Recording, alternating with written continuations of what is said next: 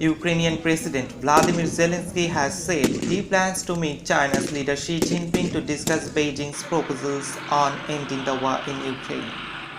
Speaking on the first anniversary of Russia's full-scale invasion, he said the proposal signaled that China was involved in the search for peace.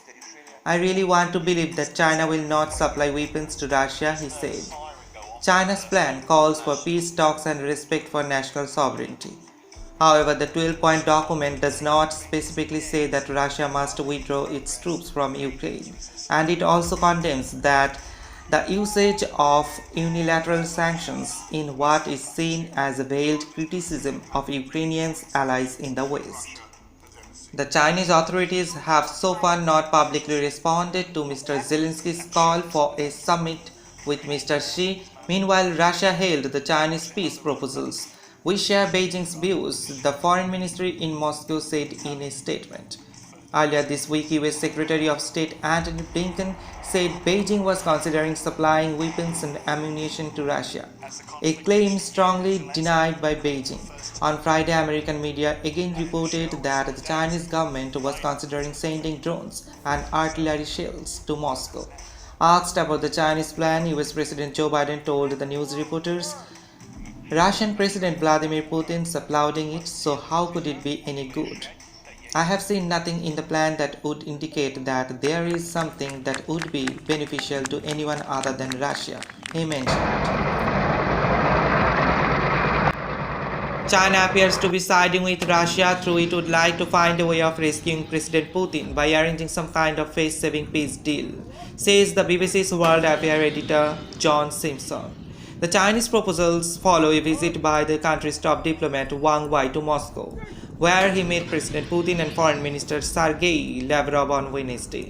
After the talks, Mr. Wang was quoted by Chinese state-run Xinhua news agency as saying that Beijing was willing to deepen political trust and strengthen strategic coordination with Moscow. Now let's talk about why China launched a charm offensive over Ukraine.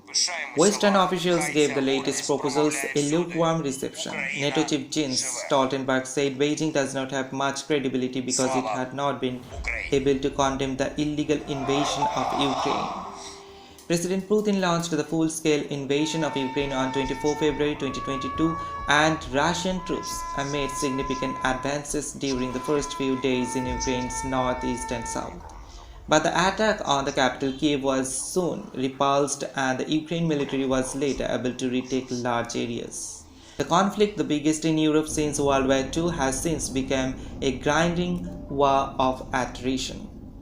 At a lengthy news conference in Kiev on Friday, Mr. Zelensky said, "The victory will inevitably await us if allies respect their promises and deadlines." Poland said it had already delivered 4 German-made Leopard 2 tanks to Ukraine and was ready to deliver more. Germany has said it will provide 14 Leopard tanks, with Spain and Canada also sending tanks. The US, by far the biggest provider of military aid to Ukraine, has pledged to send 31 of its M1 Abrams tanks, and the UK is providing 14 Challenger 2 tanks. The Ukrainian leader added that his country had failed to engage sufficiently with countries in Africa and Latin America after many nations in those continents abstained during a UN General Assembly vote on a resolution condemning Russia's invasion. "We don't work well for many years. We didn't pay attention. I think it's a big mistake," he mentioned. Asked if he could name his worst moment of the war so far, Mr. Zelensky said Bucha, a town outside Kiev where Russian troops are accused of having killed civilians in the early part of the war. The small town had been under Russian control until Ukrainian troops fought back last April to claim it. "What I saw, it was horrible," Mr. Zelensky said, visibly moved. How Putin's fate is tied to his war in Ukraine. China's war neutrality claim fades with Russia visit. The US marked a year since Russia invaded Ukraine by announcing a new range of sanctions against Russia and new aid for Ukraine. The latest restrictions target more than 100 entities both within Russia and worldwide.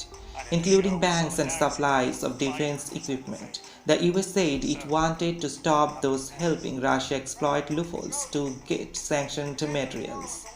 The White House fresh round of aid for Ukraine in worth $12 billion, comprising $2 billion from the Department of Defense including ammunition and drones, and $10 billion from the State Department including budgetary support to the Ukrainian government. A further $550 million will be supplied to both Ukraine and neighboring Moldova to strengthen their energy infrastructure. Moldova is Europe's poorest country and has been heavily impacted by the war. Its leaders have warned for several weeks that Russia is plotting to seize power. It comes days after US President Joe Biden flew to Kiev for a surprise visit and held talks with Mr. Zelensky. On Friday, the EU also approved its 10th round of sanctions against Russia, imposing restrictions on technology that has a civilian and military dual use.